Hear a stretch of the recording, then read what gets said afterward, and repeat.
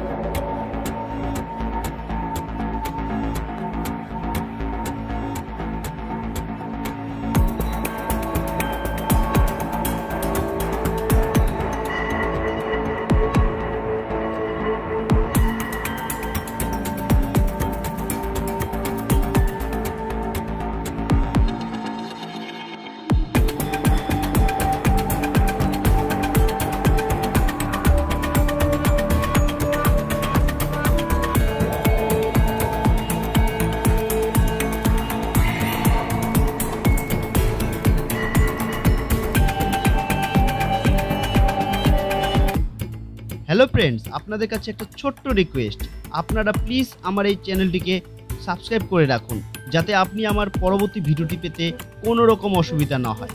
আর হ্যাঁ, আপনারা অবশ্যই জানান আপনি কোন বিধানসভার অন্তর্গত এবং কোন দলকে সাপোর্ট করেন, জানান আমার কমেন্ট বক্সে।